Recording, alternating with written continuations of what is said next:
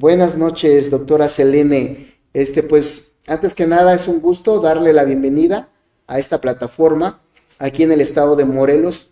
Fíjese que estamos llevando a cabo un ejercicio que tiene que ver sobre todo el de informar a las y los ciudadanos sobre quiénes son las personas que están aspirando a representarnos, en este caso como usted, en la Suprema Corte de Justicia de la Nación. Entonces, el objetivo es ese, que conozcamos de quién se trata, quiénes son, por qué aspiran a este cargo, en fin, una serie de situaciones que queremos escuchar directamente de usted, sobre todo pues para que los habitantes del estado de Morelos pues conozcan a las personas. Entonces, pues antes que nada, si nos pudiera hablar un poquito de usted, quién es la doctora Selene, por favor. Bueno, en primer lugar, muchísimas gracias por este espacio. Eh, Morelos me fascina, que me encanta estar en un espacio de y bueno, quién decirte, Carlos, que pues soy una mujer muy comprometida y apasionada en México. La licenciatura en la UNAM, y Derecho Constitucional y un doctorado, pues también muy enfocado al derecho constitucional, a la parte de derechos sociales y federalismo. Eso en la parte, digamos, académica. Fui también becaria del Tribunal Constitucional de España. Después hice todo esto, digamos, desde la cultura del esfuerzo, con becas, todo, digamos, macheteándole. Y luego, bueno, también trabajé en la Suprema Corte de Justicia en diversas áreas, en el despacho constitucional, y finalmente en 2000 integró a la Secretaría de Trabajo y Social para llevar las áreas de órganos de gobierno y posteriormente fui titular de la Procuraduría Federal de la Defensa del Trabajo, Profedet, que es una defensoría pública gratuita que se encarga de dar servicios pues de asesoría, asistencia en conciliación y jurídica a todas las personas trabajadoras, principalmente aquellas que no tienen para pagar un abogado. Te repito, es una asesoría gratuita y también pues aquí hago una invitación a las personas que nos están escuchando por si en algún momento tienen algún problema jurídico, hay defensorías gratuitas, ¿no? Que están a nuestro servicio y es importante tener esa información con nosotros. El Poder Judicial de la Federación también tiene la Defensoría, el Instituto de Defensoría Pública, y vamos, para que lo tengan ahí en el radar. Y actualmente soy magistrada laboral en el Tribunal Federal de Conciliación y Arbitraje y ahí básicamente resolvemos los conflictos que existen entre los trabajadores del Estado y las instituciones públicas. Entonces, Ok. esa es mi trayectoria, digamos, y pues yo te decía que soy una mujer muy sencilla, ¿no? Que le encantan de conocer nuevos lugares de México, la comida, decir una mujer feliz, soy mamá. Y bueno, bastante de eso. Y sobre todo muy joven. Pues más o menos, tengo 39 años, pero digamos que para los parámetros de la Corte es verdad que nunca ha llegado una mujer de mi edad y también pues hay que decirlo claro, en realidad van a llegar 5 mujeres. Uh-huh. La idea es que yo llegue, pero son 5 mujeres y 4 hombres, ¿no? Entonces va a haber por primera vez en la historia mayor número de mujeres que hombres. Antes, en algún tiempo, de hecho, cuando yo trabajé en la Corte, únicamente de 11 ministros que eran, actualmente van a ser 9, eran 2 mujeres y 9 hombres. Uh-huh. Oiga, Esa es una Selene, ¿y usted por noticia. qué quiere ser ministra?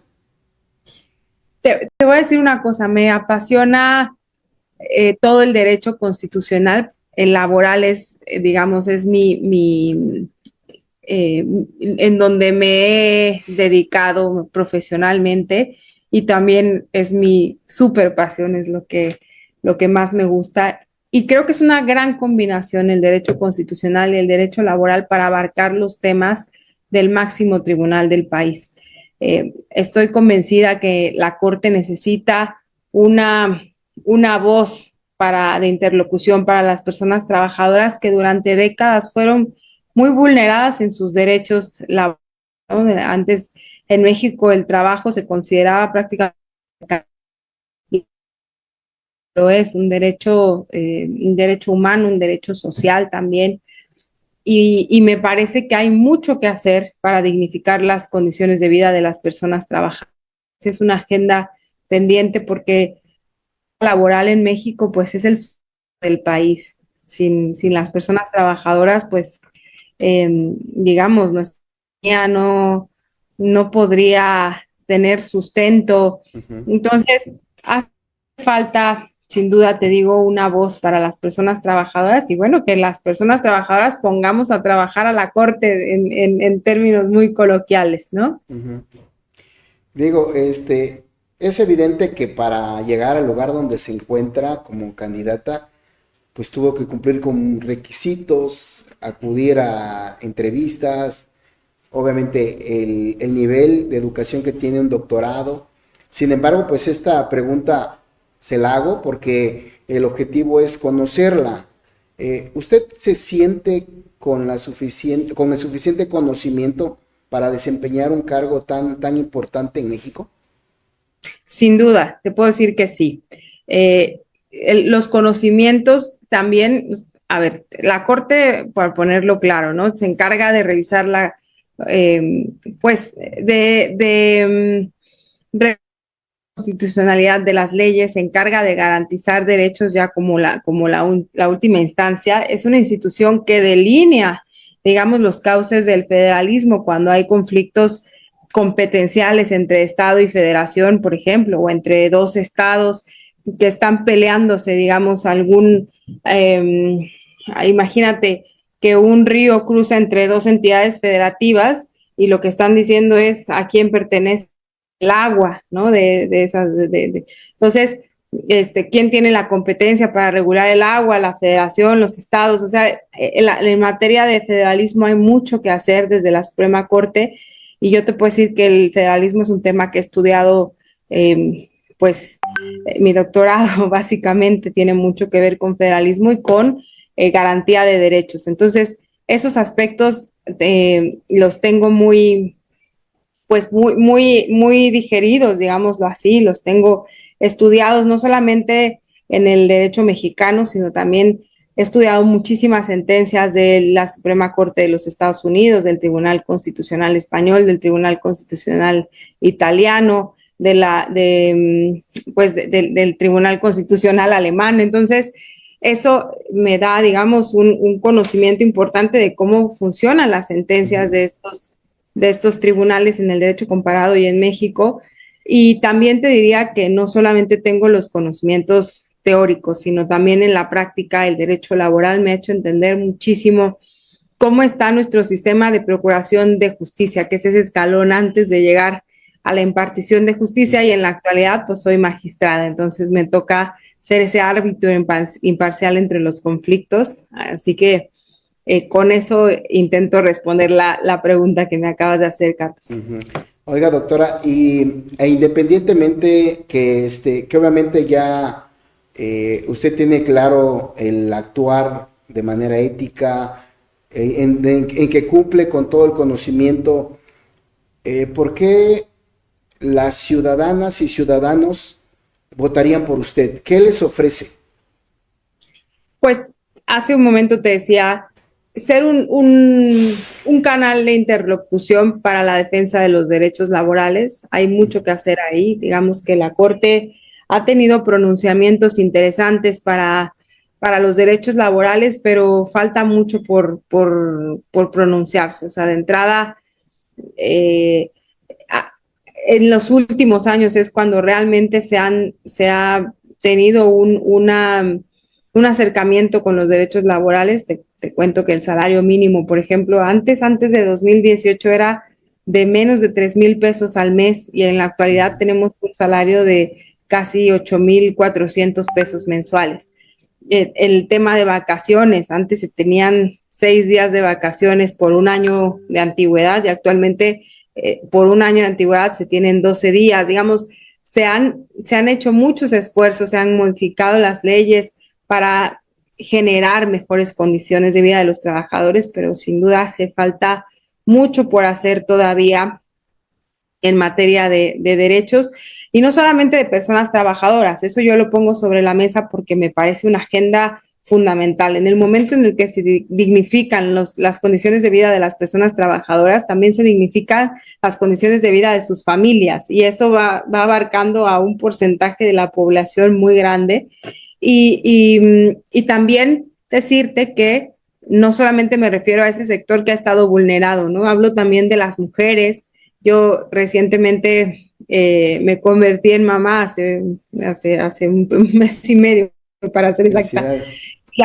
Gracias. Y la verdad es que todavía hace falta mucho por regular en términos de las mujeres, también de las labores de cuidado. Es una agenda pendiente digamos, en el Poder Judicial y en general en términos de política pública con los otros poderes, ¿no? Pero desde la Corte, pues claro que se puede incidir en materias como esto de los derechos de las mujeres, los derechos de las personas indígenas que han estado completamente alejadas de la justicia, ¿no? Ahorita revisaba los datos de personas encarceladas que son indígenas y son 7,700 aproximadamente y la verdad es que se les encarcela muchas veces sin ni siquiera tener un traductor de, de, de, de, de su lengua, ¿no? Al español. Entonces, sin duda es una agenda pendiente y esas son las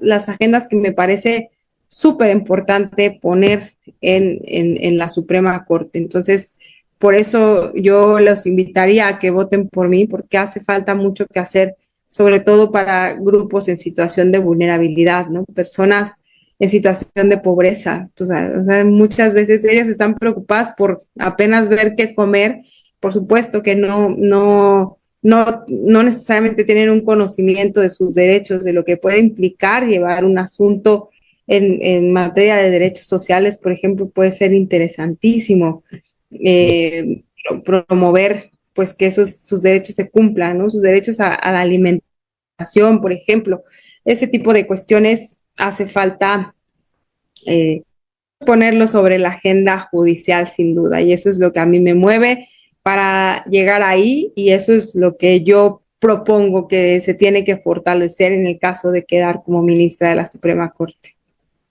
Y bueno, qué bueno que lo comenta. En caso de que el voto le favorezca a usted, ¿qué, qué estilo o qué clase de ministra sería para la ciudadanía? Una mujer cercana, o sea, una persona cercana, ¿no? Que se olvide, digamos, de esta parte de yo tengo la toga y aquí, digamos, que esta lejanía que ha caracterizado mucho a muchas personas del Poder Judicial, no quiero generalizar desde luego, pero que sí ha, digamos, hecho que la gente, para empezar, no conozca el Poder Judicial y que por eso la reforma de 2024 hace que ahora el pueblo se tenga que apropiar del Poder Judicial en el sentido de votar, ¿no? De decir, tú me estás representando y ahora ríndeme cuentas de qué haces, cómo, y en ese sentido, pues los candidatos también ahí somos en este momento personas que tenemos que dar a conocer lo que hacen las instituciones que pertenecen al Poder Judicial. En concreto me estoy refiriendo a los juzgados, a los tribunales, a la Suprema Corte, al Tribunal Electoral y al nuevo Tribunal de Disciplina que se va a crear. Bueno, Te doctora, diría tenemos... cercanía, humanismo, conocimiento, preparación y capacidad para concluir esa pregunta. Ah, ok, gracias. Fíjese que aquí tenemos algunos comentarios ya que quisiéramos compartirlo con usted porque, vaya, el ejercicio de la libertad de expresión pues es dar a conocer también lo que nos comentan nuestros seguidores y seguidoras. Por ejemplo, Viviana Pérez dice saludos desde la bella Cuautla, Morelos. Oscar Fuentes Bien. Benítez, saludos apreciados. Carlos, cada vez más profesional. Te refrendo mi admiración, respeto y gran aprecio. Bueno, muchas gracias por el comercial. BLRN. Saludos, amigo, un fuerte abrazo. Muchas gracias. La señora María Luisa Márquez dice: Carlos, gracias por dar a conocer a quienes impartirán justicia para votar consciente. Así que este día hay que ejercer nuestro voto. Jessica Ortiz, Morelos con Selene Cruz, dice aquí. Gracias, Jessica. Ok, pues a ver cuándo también podemos tener aquí su presencia, se da nos da una visita aquí, total es muy cerca, ¿no? ¿Usted está en la Ciudad de México? Sí, sí, sí, estamos cerquitita. Oiga, ¿y usted está laborando o va a pedir permiso? Yo tengo, fíjate, tengo licencia de maternidad en la actualidad. Te digo que estoy con mi hija recién nacida, pero bueno, se vino todo el tema de la campaña, así que andamos en todo ahorita. Sí, dice Claudia Jiménez, una seguidora. Como indígena no solo quiero un traductor, necesito en realidad una justicia que incluya mi cultura y mi entendimiento de la justicia como algo que beneficia a la comunidad, no puro pape- papequeo, dice. Mucho Papeleo. más papeleo, sí, exactamente. Papeleo, mucho más. Claro. O sea, por ejemplo, todo el artículo segundo constitucional que trae, pues todo el bagaje del respeto que se tiene que tener a los pueblos originarios, hay que respetarlos sin duda. Y estamos hablando de su medicina, de su forma, de sus usos y costumbres. O sea, todo eso tiene que ser parte de nuestra manera de integrarlos en el sentido más amplio, ¿no? A nuestro derecho, porque hay que partir de una base distinta que tienen las comunidades indígenas, precisamente ese sentido de comunidad eh, tan inculcado desde siempre y que nos ha faltado integrarlo y que nos falta sin duda aprender muchísimo de las comunidades indígenas en su manera de, tanto de elecciones populares como en la manera de integración, por supuesto, no solamente tienen que haber traductores, tiene que aplicarse el artículo segundo constitucional en el más amplio sentido. Sí, así es. Eh, Hay otra pregunta también que tiene que ver con respecto a cómo va la campaña, cómo va su campaña. ¿Ha habido algunos retos, ha habido algunas situaciones que nos pudiera contar? Claro, pues es una campaña, para empezar, nacional, significa que todas las entidades federativas del país van a participar en la elección de ministras y ministros. Eso no sucede, digamos, con todos los cargos, por ejemplo, jueces y magistrados, no es así. Y pues eso en sí mismo es un reto, ¿no? Es hacer una campaña prácticamente presidencial, pero no en los mismos términos. Para empezar, somos muchos más contendientes, hay unas limitaciones importantes por parte del INE. Digamos, estas campañas se están financiando con nuestros propios recursos y eso hace pues que pues sí, las limitaciones sean, digamos, importantes, pero eso no quiere decir que no se tengan las ganas y además un reto muy grande porque yo estoy convencida que hace falta mucho que hacer en los temas de justicia, como te decía hace un momento, Carlos, en primer lugar, de que se conozca qué es lo que hace el Poder Judicial. Y eso en este momento es, digamos, una oportunidad gigantesca para que la gente empiece a conocer qué hacen, por ejemplo, los ministros, las ministras de la Corte, ¿no? Ya te decía hace un momento, interpretar la Constitución, garantizar los derechos, velar porque, digamos, se delineen las cuestiones federales a través de las controversias constitucionales, también ver que una ley no vaya en contra de lo que establece la Constitución, que eso se les llama acciones de inconstitucionalidad, y también, pues, tiene una facultad de atracción para ir revisando casos que van a trascender en el ámbito jurídico del país. Y ahí es donde yo proponía hace un momento de atraer precisamente eh, casos de personas en una situación de vulnerabilidad compleja, ¿no? Como los grupos que dije, mujeres, personas indígenas, las personas trabajadoras. etcétera.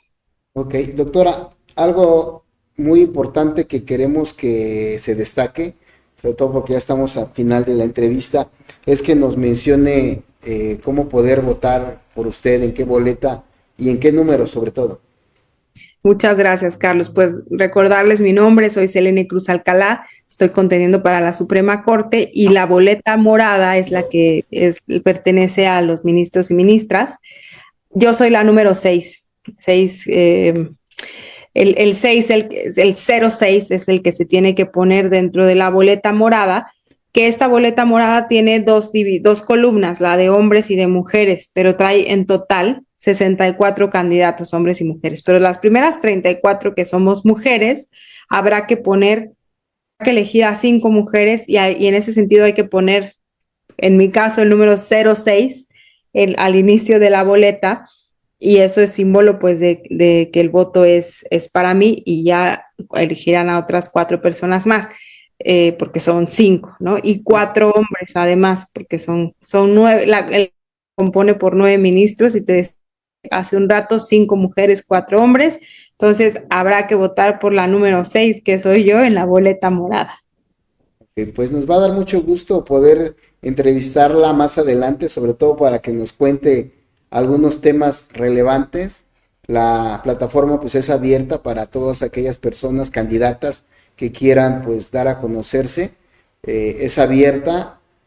Muchas gracias, doctora, por haber aceptado la invitación.